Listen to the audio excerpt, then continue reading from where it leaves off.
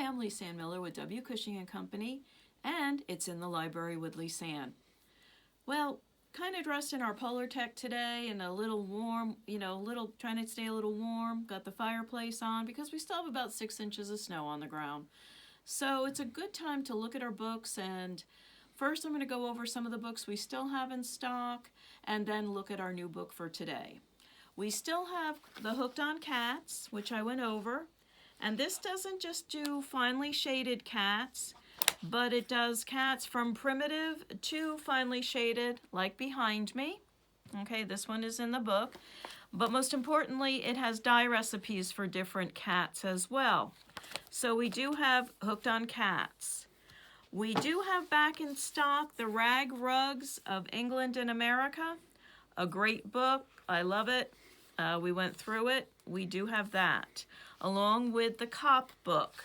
And we went through the 3 different versions. We do have one yellow Cop book left, and good to have in your repertoire. The Rug Hook book, we have 1 or 2 of these remaining. This is great if you are going to do, different projects, different patterns, a lot of information. The Leslie Lindsay book, Hooked Rugs and American Folk Art. It's got the 10 patterns, but most importantly, how to use rugs in your house. And of course, the complete book of rug hooking by Joan Moshimer. We have yellow versions and some blue versions still left. Besides that, we have some of the children's books left, and we will be getting more baby animals in, so stay tuned and watch the website. Okay, today we're going to go over not antique rugs, not like the Cop book. We're taking a look into creating an antique look in hand-hooked rugs by Cynthia Norwood. And I know a lot of you have hooked this, and it's just a beautiful rug, a pattern by Emma Lulay. And this book, Cynthia's book, she has 2 of them. This was her first book. And this book shows you what the antique rugs look like, how to make it your own, how to use your fibers, to different borders that you can do, designs and patterns. This is Santa and his pal, one of our patterns, but we have a different border. And beautiful heart, different patterns, but using commercial patterns, using like Santa and his pal, and by coming around here with the hit or miss cat's paw to make it look older, your color selection, how to make it look older. Some nice rugs, shows you how a fraying edge works. She does go into misconceptions about copyright, so that's a good reference. Color. We look at these rugs, they look faded, they look old. They didn't start out that way. They have color. And in this rug in particular, I love the use of the plaid. You see this plaid that goes around? This is a great example of use of color. The texture around really accents the dog, gives it a vintage feel. And by giving it a vintage feel, just with that one line around.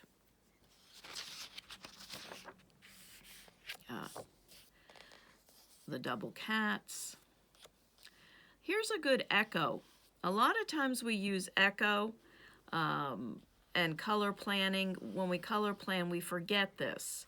You have your dusty roses, but this echo of blue with all these textures striped in, it's very reminiscent of Dick LaBarge's deers, but this echoing all the way around sets it into the darker blue, but does give it an antique look.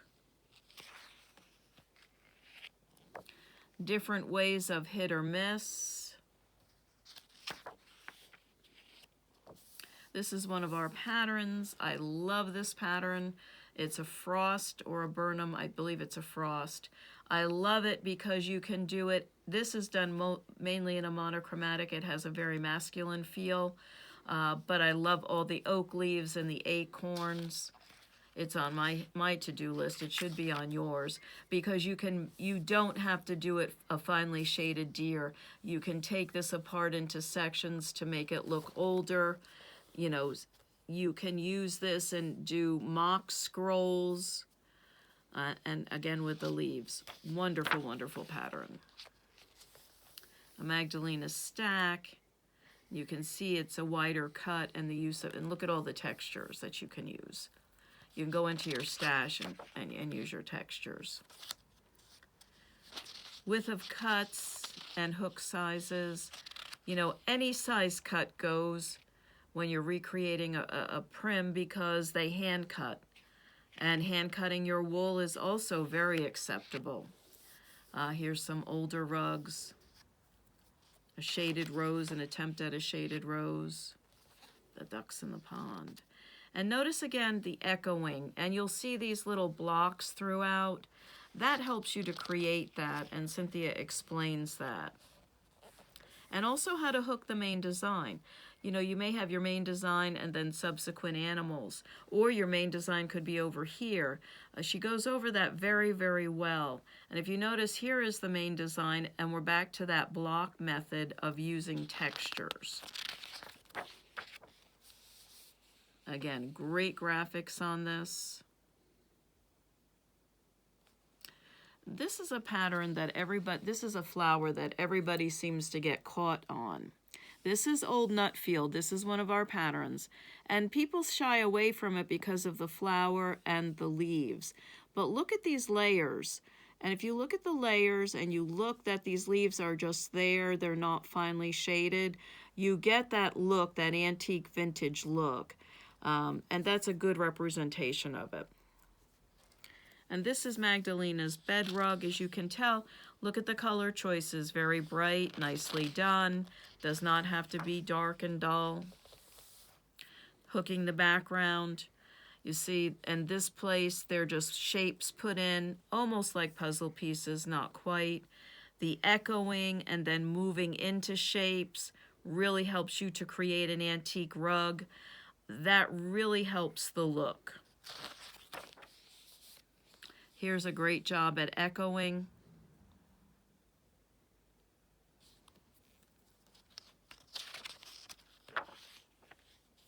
And some larger rugs.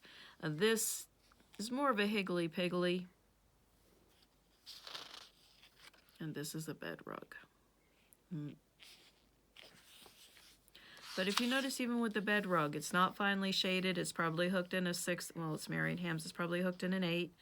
They used outline to set up the background. So, you know, you don't have to be afraid of a large rug like that when you're hooking it in a larger cut. This is the blocks of color for the background. Specialty fabrics. This is great. You know, because they used everything around the household. She shows you some specialty wools, recycled fabrics, which is clothing, which is all I hooked with until the 80s. And you can get some real interesting, here's our snake eyes, some real interesting things when you use specialty stuff. And of course, here's her favorite and mine as well, the vintage paisleys. The vintage paisleys really add something to create an antique look. She's got a great selection shown here. You can see them in the heart. If I'm doing an antique look or recreating an antique look to a rug from a Santa Claus down to a floral, even if I were to hook the deer with the oak leaves, I would add paisley into it. It just adds something to it, and you never go wrong with that. And there's all sorts of different finishing methods. You can whip the edge, you can bind with wool, you can also do rug binding tape, and she goes through the history of binding and the current binding. I like to bind with wool. I was taught to bind with wool because I can't whip to save my life, but also if you bind with wool, this gives you a great barrier. You've got to wear out this wool before you hit the rug. And if we think of the old rugs with just the binding tape, they frayed very well. very much so. And a Lib Calloway bed rug from Jeannie Benjamin has those now. Just great. Look at the scrolls, they're just different colors. And this is to dye for antique rugs. Nice colors, nice deep colors. And just, okay, and here we go. This is Eastland. And this is Eastland. This is an old rug. Eastland, a lot of us currently have it on our frames, and using just the dark colors, which I am, some of the other girls are not, but a lot of walnut dyeing, and she talks about walnut hulls. Well, we have the black walnut dye now. We don't have to worry about doing that. We just use black walnut dye, and it gives it that same antique look. But Eastland is a great rug if you would just like to hook and use some of this to create an antique look. So we have it's a great rug. And then there's an antique flower basket and an exclusive pattern in with it. So this is her first book. Great reference, great detail, nicely researched. This was her second book. And her second book is just as well organized, just as well written, and it is Primitive Hooked Rugs for the 21st Century. Notice the paisleys in there, the echoing, different puzzle pieces, and this book really brings it to modern day. Here's an antique rug. Here's somebody putting their own spin on it. Here's the fabrics that they used. We always like to see the fabrics, and notice that little bit of paisley in there. Really works nicely. And you're reimagining what you see. These are split, but very coarsely split. These are much softer split, the leaves. Making it your own, but still making it look primitive. Again, here's the original, here's the adaptation.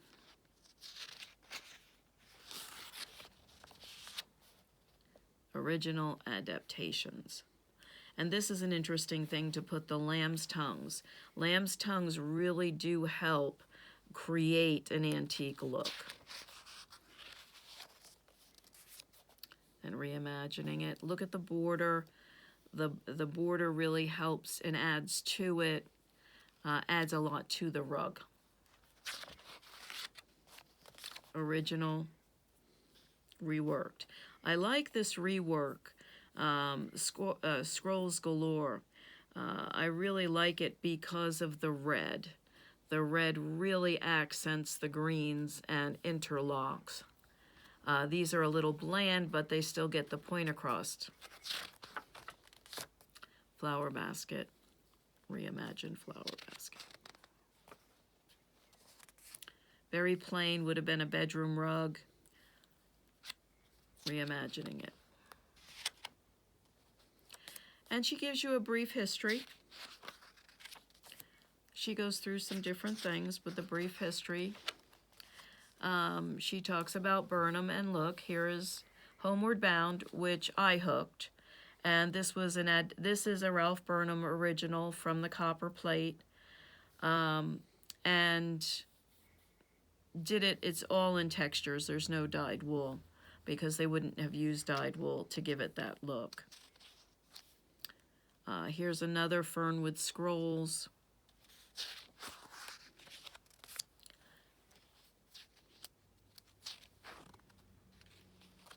And now she goes into the techniques, the different backings, how to hook, how to pull. And she does quick tips for primitives. If you've never hooked a primitive, this is great reference. This is Burnham's Floral.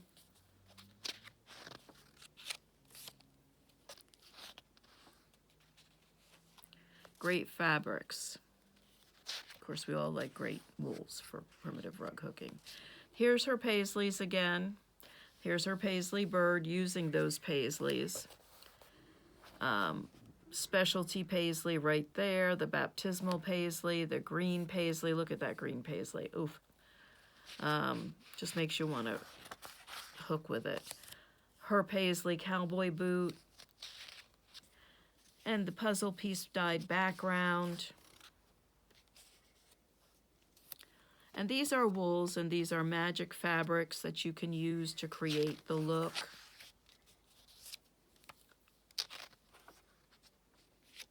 Color planning. You know, I just got done, as many of you know, with Third Thursday, color planning or creating a mood. Well, this is a mood. It's an antique look. It's creating a primitive look. So you're not color planning per se, but you're creating that mood. And she gets a little, goes into color theory and color planning. Beautiful selections.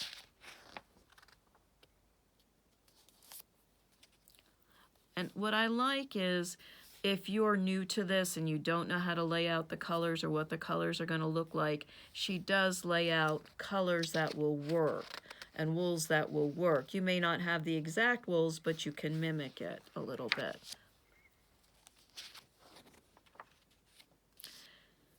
Backgrounds, once again, and backgrounds have a lot of power. Backgrounds help to create your mood, how you hook your background. Does your background create stormy, spring, summer? There we are. In this one, this is Barn Floor Floral. This is one of our patterns. This was hooked by Jane Dunaway.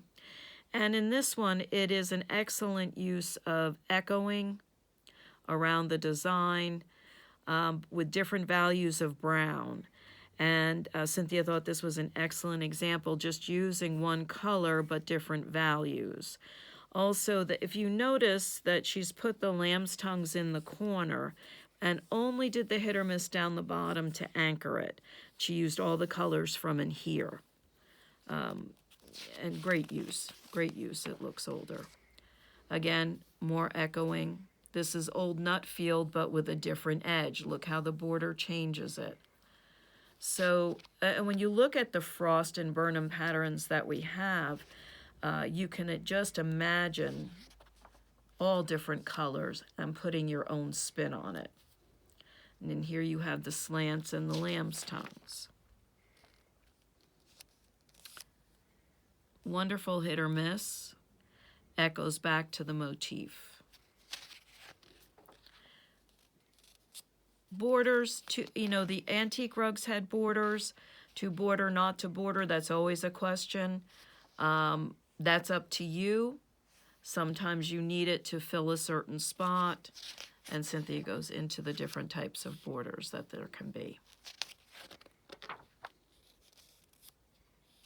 All these different colors. How to use a stripe for a border, which I like to do. So another excellent book, How to Bind, very detailed how to bind. And this is Cynthia's favorite method for binding, pictured, well thought out, well organized, well written, easy to follow. And these are some special primitive rugs, some cute bunnies, especially for Easter. This is the Wendell Eagle.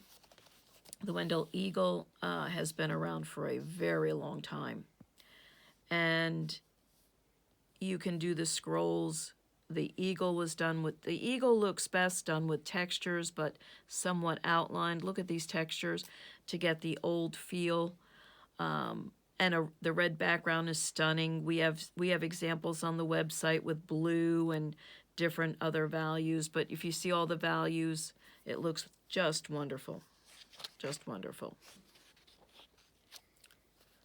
Great turkey. We always love a primitive turkey. And there's your leftover scraps, what to do with them. There's a million different patterns you can hook with your noodles, from cat's paw to log's cabin to something called Aunt Amelia's.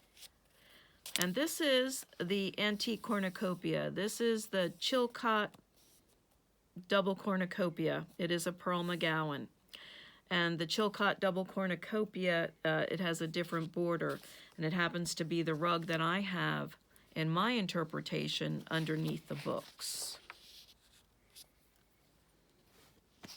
And this also tells you how to tone down your wool. Our black walnut dye does a great job. So, another excellent book, well thought out, something that you can keep and go back to. Great references, great organization, and very well written, and a few patterns in the back. So there you go. So I hope you've enjoyed that. I hope that you add one or two of these books to your repertoire, or if you have them, go back and reread them. And we'll see you again next month in April, April 15th. Oh my, that's tax day. But we'll see you there. And for now, be well and stay well. Thank you.